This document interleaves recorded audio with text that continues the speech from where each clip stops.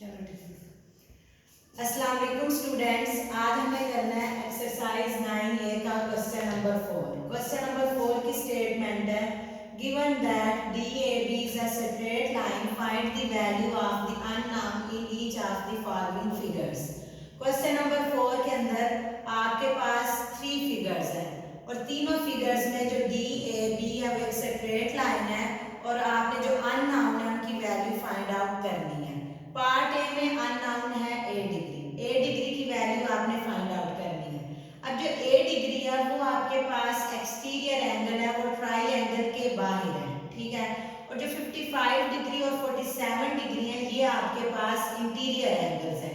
तो basically part A में आपने एक्सटीरियर एंगल को फाइंड आउट करना है। तो एक्सटीरियर एंगल को फाइंड आउट करने से पहले हम एक रूल पढ़ेंगे जिसकी मदद से हम एक्सटीरियर एंगल को फाइंड आउट करेंगे।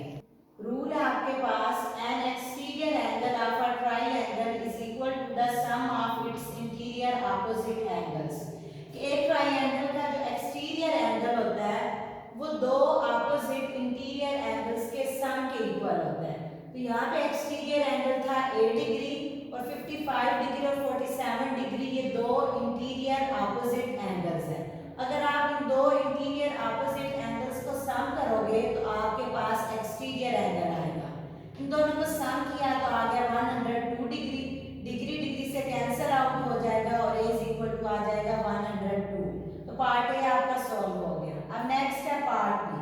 पार्ट बी के अंदर बेसिकली दो ट्राइएंगल्स हैं। एक ट्राइएंगल है ए बी सी और दूसरी ट्राइएंगल है ए डी सी, ठीक है।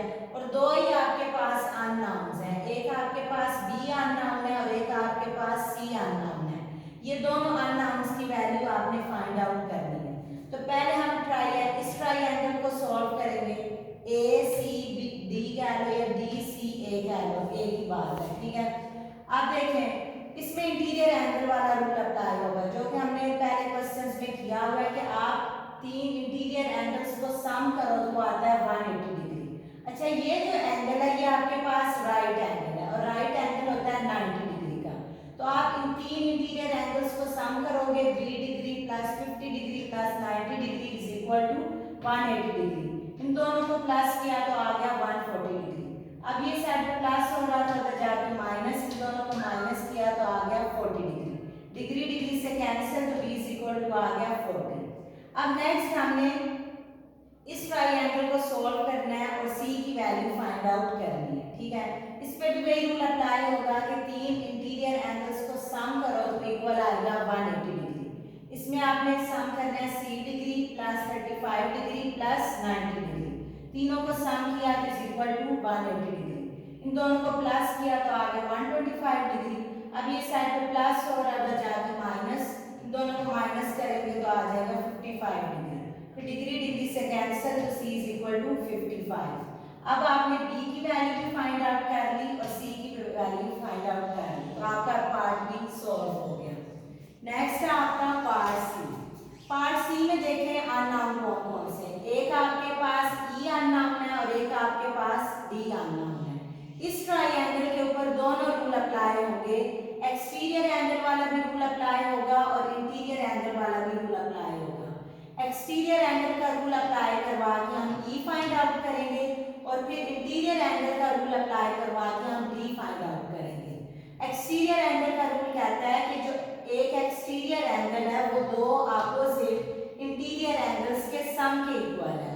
तो यहाँ पे एक्सटीरियर एंगल था 110 डिग्री और 2e डिग्री और 3e डिग्री, ये दो इंटीरियर अपोजिट एंगल्स हैं। इन दोनों को सम करेंगे तो आपके पास एक्सटीरियर एंगल आएगा।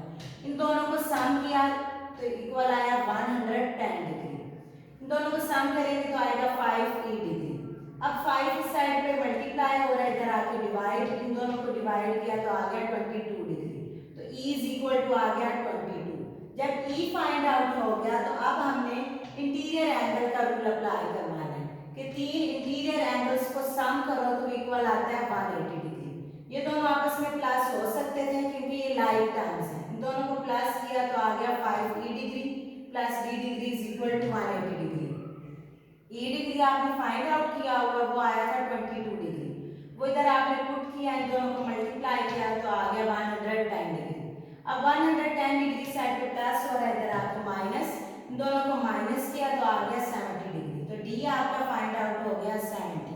तो ये था आज का हमारा लेक्चर क्वेश्चन नंबर 4। आपने क्वेश्चन नंबर 4 की अच्छे से प्रैक्टिस करनी है और उसको अपने रजिस्टर्स के ऊपर सॉल्व करना है। Thank you so much.